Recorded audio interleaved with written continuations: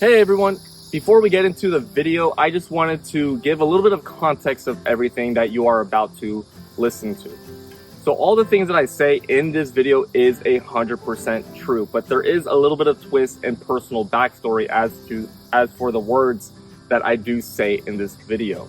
One of the things that you are going to hear or interpret in a certain way is how I was previously.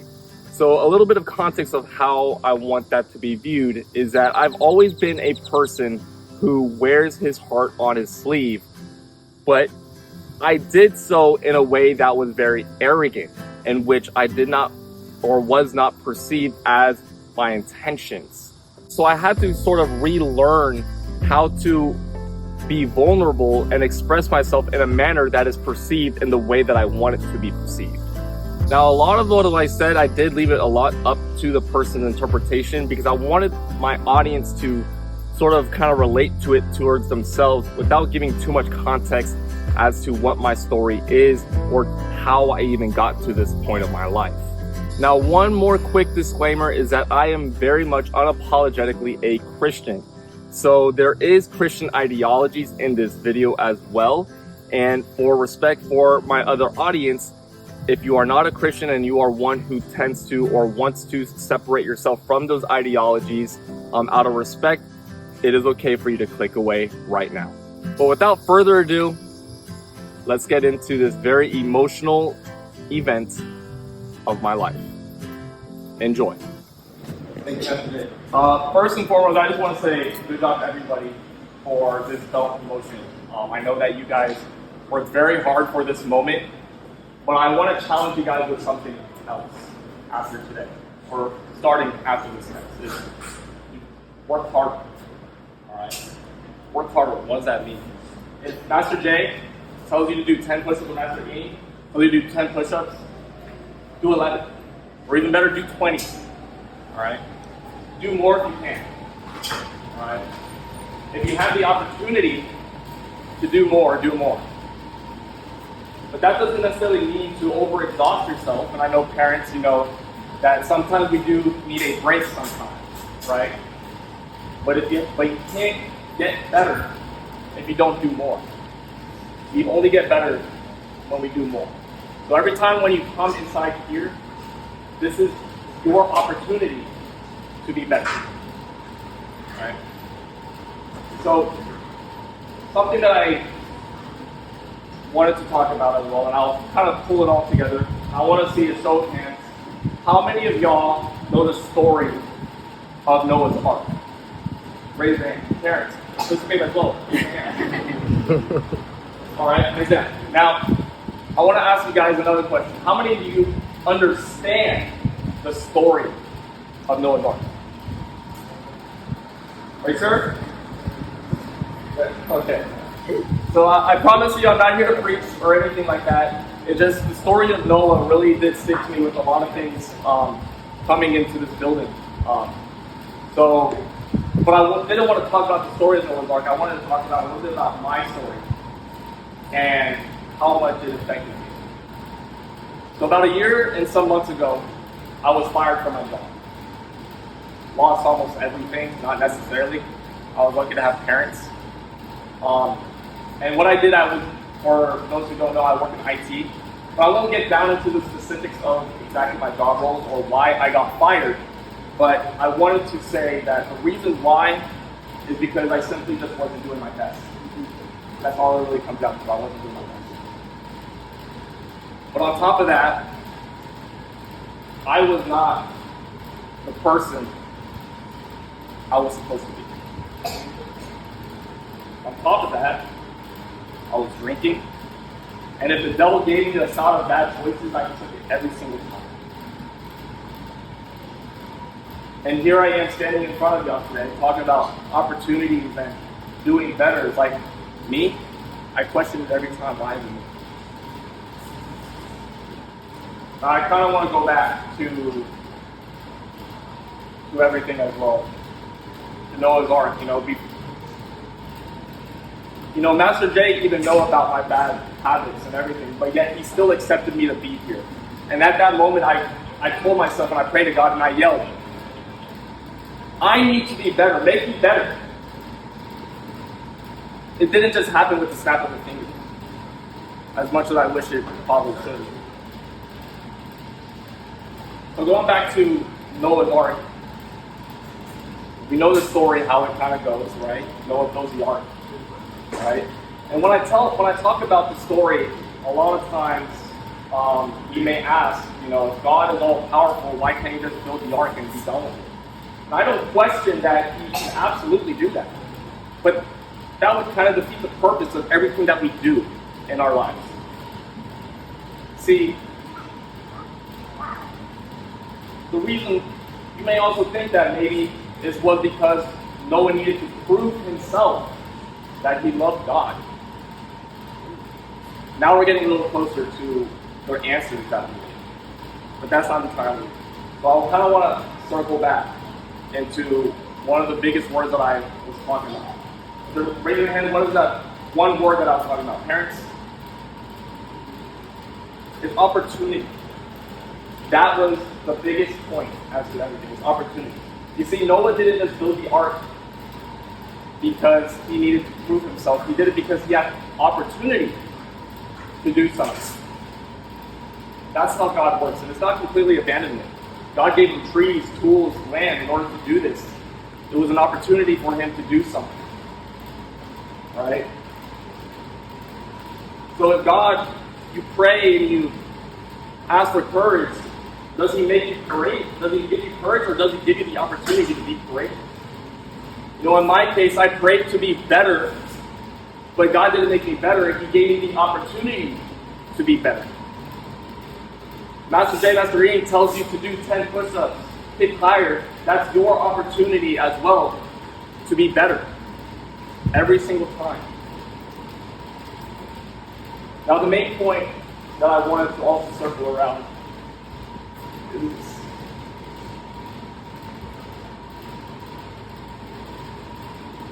one thing. Throughout the year, I knew I was getting better every time I walked in. I was. I knew I was. But I didn't understand exactly where that opportunity was coming from. God, that's the obvious answer. But God works in very miraculous ways, in my opinion. I'm not, like I said, I'm not trying to preach, but this is just me coming into my own realization. Are you ready to find? And just a week ago, before I got the opportunity to work at United Airlines, it's kind of why I haven't been here this entire week, for some of y'all that are wondering. And just last week I found out and realized what that opportunity was. You guys ready for the answer? Yes, sir? Sir. Sir. It's y'all. Parents. Kids. Randy, Leslie, Ken, Dr. Day, Sophia Alonso, TJ Carlos, Caleb, Miss Tylee. Y'all were my tools, y'all were my answer that I needed in my life. You turned me into something different that I needed so much. Y'all were my opportunity, y'all were my tools. Y'all are my Noah's Ark. And everyone has an ark to build here. But in order to build that ark, you need to take those opportunities. Y'all were what made me better. So when I started here about a year and a half ago, I got really addicted to this idea of being better and doing our best. Master Jay told us to do our best every single time. Right? To do our best. And I got so addicted to that idea, and every single thing that's on behind you, on the posters behind you, I got so addicted to those words that in January, I started a process that was going to change my life forever. About two weeks ago, I get a phone call. I was selected to be part of the OCS program. And for those who don't know what that is, on December 7th, I will be shipped out to Rhode Island for officer candidate school to become an officer, surface warfare officer for the Navy.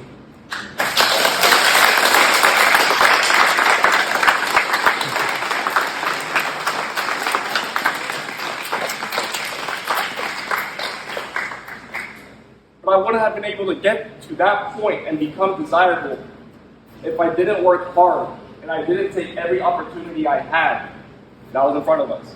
Now, don't get it mixed up. Opportunity is all over us. It's not just job opportunities or promotion that we have in our lives. It's in front of us every single day of everything that we do. It's not having the opportunity to go to Sam's and getting a free sample. It's not that. Granted, they are great. But it's everything that we have, that we do. Opportunity, choices that we have. Right? You can play video games or you can do your homework. You can study and pass that test or not do anything at all. Those are choices that we have. Those are opportunities that we have for ourselves. And y'all guys were my opportunity. That got me to a place where I know that I need to be. The last thing that I wanted to say is this. Some of y'all, after today, most likely won't see you again. I just want to say thank you and bye. As I go into this next chapter of my life, things are going to change. I encourage every single one of y'all to keep working hard. Don't do the things that I've done. Just be better every single time you come here. Thank you.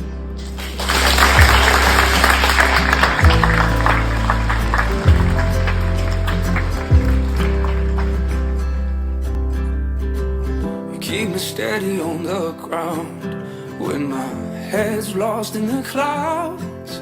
That spotlight, though it shines bright, could never drown you out. I know it's hard when I'm away. I just hope you don't lose faith.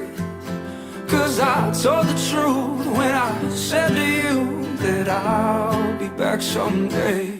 So if I fly till fall, will I still have a place inside your heart? And when you see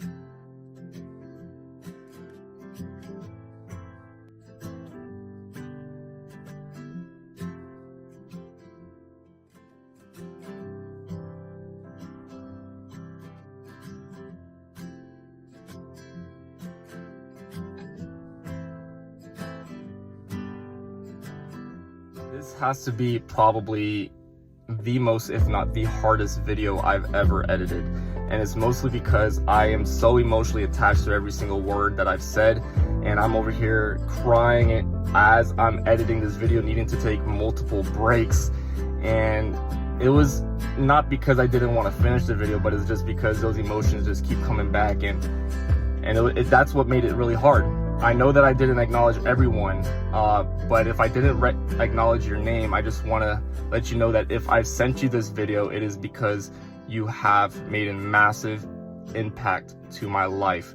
If I did acknowledge every single name, the video would be like half an hour to an hour long. There's just so many people who played a role in my life that got me to this point, and it will be selfish for me to say that I've done it alone, because I didn't. But anyway, I really do hope that you enjoyed this video, and I really do appreciate that you stuck to the end to listen to my story, to listen to my words, read my words. overall just very grateful for where I am now. And for the first time in my life, I know for a fact that I'm not alone. And it's thanks to you guys. I understand some applicants may circle their motivation and patriotic duty to present themselves favorably, but I believe that some of us are driven by a deeper, more honest commitment. With this in mind, I am writing to express my sincere desire to serve the United States, grounded in a genuine sense of purpose and integrity. Growing up, I was often told, "Jonathan, get good grades to earn a college scholarship. Get a degree to secure a job with good pay. And once you get that job, just climb the ladder." I followed this advice, but it didn't lead me to the results I had hoped for. Despite following the traditional path of earning a degree, I quickly realized that my education didn't prepare me for the challenges of the workforce. What I truly needed were practical skills, mentorship, and opportunities for growth, things my degree didn't offer. In the IT field, I found that a degree wasn't necessary. I instead found myself burdened with student debt, shattered self-esteem, and no clear path forward. While I faced setbacks, these experiences motivated me to seek out alternative paths for growth. I became determined to acquire the skills I lacked, earning certifications and building home labs to better prepare myself for success. However, even after obtaining my CompTIA Security Plus certification and building labs, I was told, "That's great, but we don't need you for that." I realized that I needed to be in a place where I could gain new skills and be utilized in those newfound areas of expertise while still maintaining the duties I signed up for. A few years ago, I initially tried to join the Air Force for many of the same reasons I am expressing in this letter. However, after being medically declined, I faced another setback when I was unexpectedly fired from my job. It was hard to accept as I did not have any disciplinary issues, had the best overall customer satisfaction score, and always did more when it was necessary. Although this experience was humbling, it served as a turning point. During my unemployment, I reassessed my goals and made the decision to pursue the Navy instead, while continuing to work on those disqualifying factors. A month ago, I was offered the only job opportunity I had received in 7 months of unemployment. However, I realized that accepting this offer would mean continuing on a path that no longer aligned with my ambitions. I made a bold decision. I declined the offer to pursue the possibility of being selected as an officer in the United States Navy, confident that this path would provide the opportunity to move beyond just technical skills. It's a chance to cultivate leadership abilities, learn discipline, and serve as a part of a greater purpose. After much reflection, I'm confident that the U.S. Navy offers the ideal environment for me to gain the knowledge and experience I need. I want to contribute to something greater than myself and lead a like-minded team, an opportunity that I cannot achieve as a regular person in society. I am eager to take the next step in my journey, not just to advance my career, but to make a meaningful impact on others and truly serve. Throughout my journey, I've learned the value of standing on my own 2 feet, and that is what brought me here today. I believe my civilian life gives me a unique perspective that can be valuable to the Navy.